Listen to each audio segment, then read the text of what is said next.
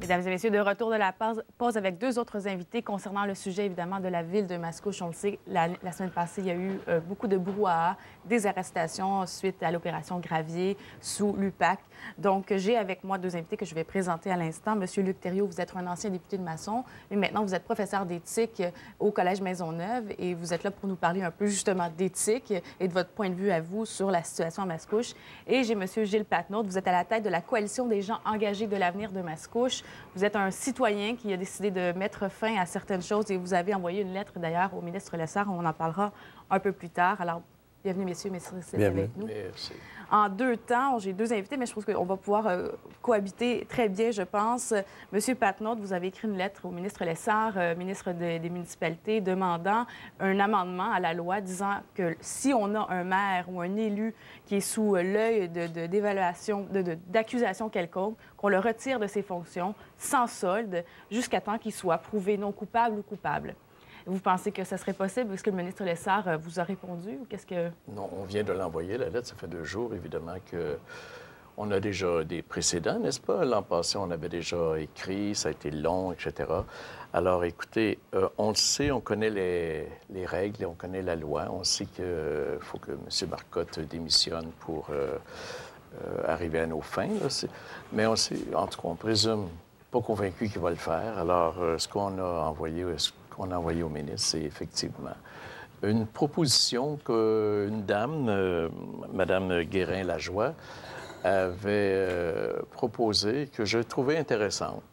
Je ne sais pas jusqu'où. Vous savez, moi, je suis un simple citoyen, là. Hein? Les rouages, toute politique, etc. Je ne sais pas jusqu'où c'est possible ou pas. Mais si on ne l'essaye pas, on ne le saura pas. Alors, dans ma tête à moi, en tant que citoyen, il faut trouver le moyen au plus pressant à ce que M. Marcotte ne soit plus là.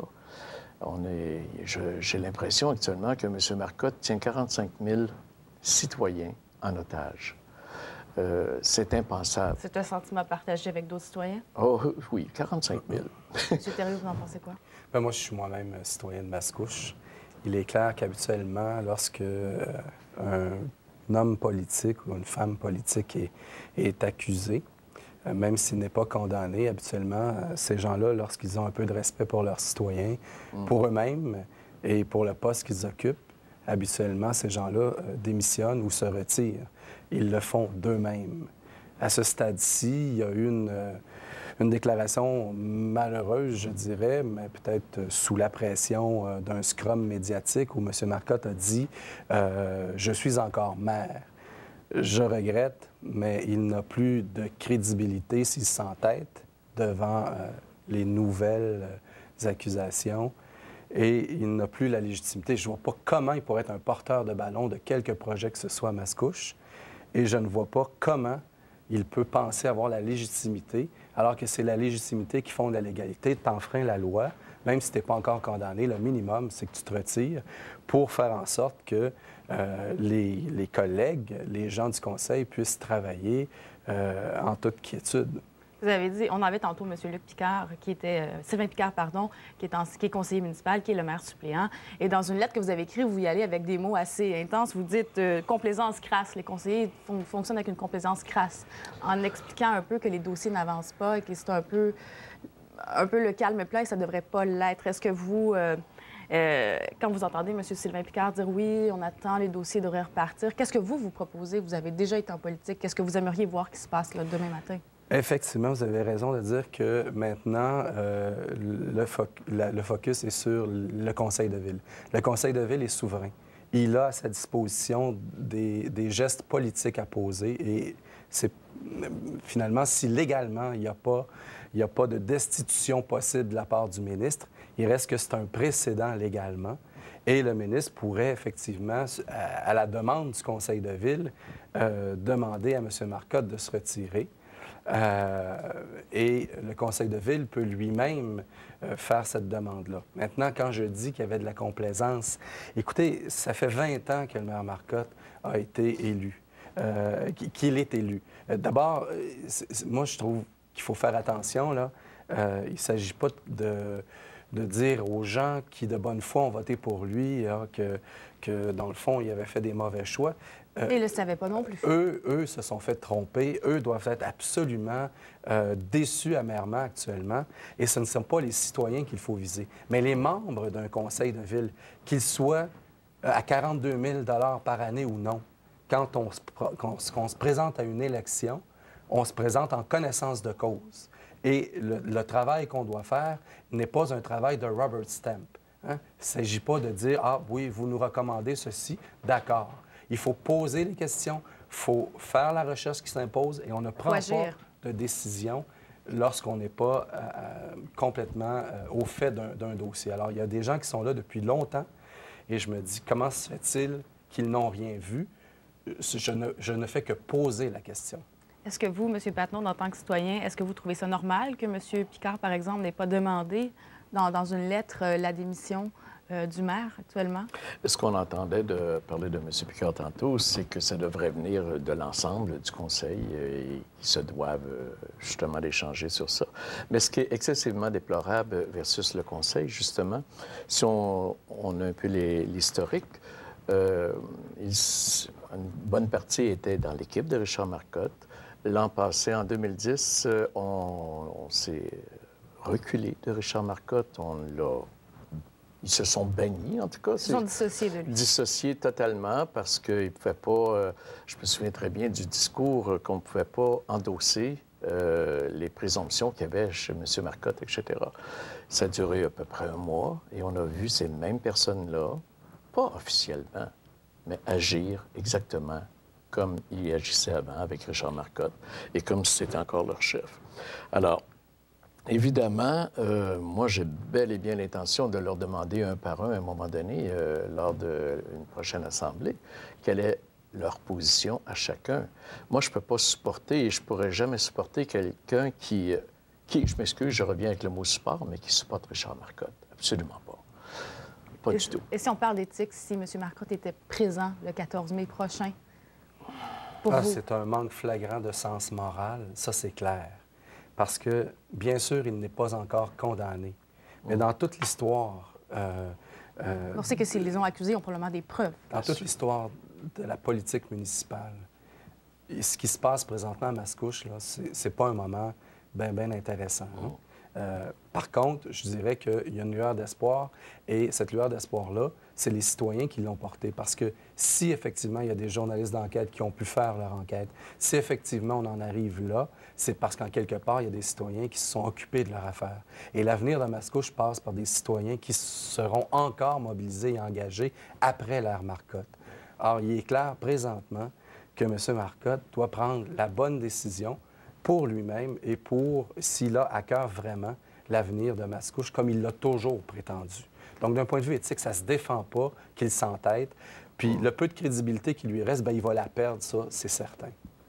Dans le journal cette semaine, vous m'avez montré un article tantôt, donc au Plan Nord, au Salon du Plan Nord, il y avait une publicité. Parlez-en donc un petit peu de cette publicité. Oui, alors, le maire Marcotte a payé une publicité avec les fonds publics pour vanter les mérites d'une compagnie, École au sol. Qui est de Normand Trudel et de Tony Curso. Pour qui, elle-même, la compagnie, le Conseil de ville a voté à l'unanimité d'aller en appel d'un jugement pour empêcher les opérations d'École au sol. Et là, on est au Plan Nord et on dit au Grand Nord et aux grandes minières, venez chez nous porter vos résidus en plein salon du Plan Nord. Au moment où un conseil de ville a porté sa cause en appel, c'est indécent. C'est un non-sens. Mais je me demande qui a autorisé ça. Alors, la vraie question, c'est vrai qu'un maire jouit d'un pouvoir discrétionnaire, possiblement que peut-être les membres du conseil n'ont pas vu passer celle-là, mais il y a sûrement une direction générale qui a vu passer cette demande-là. Et dans les circonstances, je me dis, ça n'a aucun bon sens, c'est surréaliste. Vous avez dit le mot « pouvoir discrétionnaire ». un maire a un pouvoir discrétionnaire. Bien, Ça ressemble à quoi, le pouvoir il y a sûrement discrétionnaire un d'un maire? budget, je ne sais pas comment il fonctionne. Moi, je pense que toute publicité devrait être entérinée par le conseil puis les dépenses. Mais je veux dire, c'est sûr qu'à un moment donné, tu as des décisions à prendre et entre les assemblées du conseil, tu n'appelles pas tout le monde pour dire est-ce que je peux faire une publicité. Mais la direction générale qui gère les budgets nécessairement voit passer ces demandes-là. Or, je ne vois pas de quelle manière on peut justifier ce geste-là. Et on dit bien dans l'article, en quelque part. Là, la question, c'est pas de viser une entreprise. La question, c'est de viser les politiques, les politiciens qui posent des gestes comme ceux-là. Ça n'a aucun bon sens. C'est totalement indécent. Moi, ça me choque. En tant que citoyen, là, je regarde ça. Je l'avais vu, cette annonce-là. Je dis, voyons donc. C'est nos sous, là. D'autre part, notre pensez-vous vraiment que les grandes minières du Nord n'ont pas tout ce qu'il faut comme procédé pour disposer de leurs matières résiduelles? Il y a comme là aussi une méconnaissance des réalités du Grand Nord. Je suis déjà allé visiter une grande minière et on nous expliquait exactement comment est-ce qu'on procédait, justement. Alors, il y a quelque chose là qui est vraiment, je le répète, irréaliste et surréaliste. M. Picard, tantôt, parlait de frais d'avocat à payer éventuellement pour la défense. Est-ce que ça vous embête, ces frais d'avocat-là, que ce soit payés collectivement? Écoutez, s'il est coupable, il les paiera. Il va les payer. S'il n'est pas coupable, bien alors... Mais les avocats, dans le fond, c'est une question théorique, là. Les avocats disent la plupart du temps, bien, regarde, à la condamnation, on verra qui fait le chèque. Hein? Ça sera ou bien les citoyens parce qu'il est blanchi, ou bien lui-même parce qu'il est condamné. Donc, en quelque part, moi, ça me...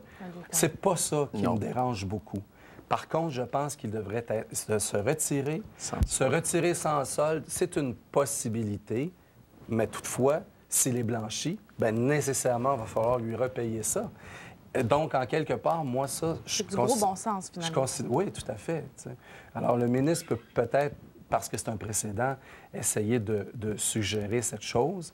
Mais moi, où je serais peut-être inconfortable, c'est de continuer encore à payer des frais d'avocat parce que M. Marcotte, il poursuivrait sûrement la Ville si on lui enlève son salaire, étant donné qu'il a droit présentement à un salaire puisqu'il n'est pas condamné. L'autre problème qui se pose, c'est techniquement, après 3 absences dans une séance du Conseil de Ville, on est destitué habituellement. Alors là, comment le Conseil va gérer ça?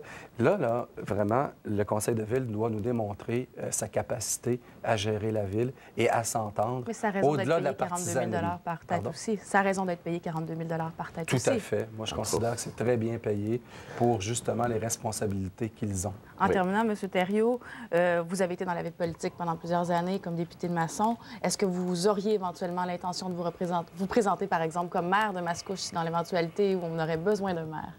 Écoutez, très rapidement, je vous dirais que je m'implique depuis 2 ans. Je m'assois au Conseil de Ville assidûment depuis 2 ans. Dès la première fois que je me suis assis, j'ai été sollicité. Mais je réfléchis à la situation et soyez assurés que lorsque j'aurai pris une décision, qu'elle soit positive ou négative, vous serez les premiers à le savoir. Et M. Patnaud, ça sera à suivre. Peut-être que vous avez à côté de vous le prochain maire, qui sait. Merci, messieurs, d'être venus à l'émission. On va suivre ces dossiers de proche. Et puis, oui? Oui, très, très rapidement. J'ai vraiment le goût de dire qu'il faut se déplacer le 14 mai. Le 14 mai, c'est une invitation alors au Conseil de la Ville de Mascouche. Mesdames et messieurs, on va une courte pause. On revient tout de suite avec Simon Paquin. Merci. Merci. Merci beaucoup.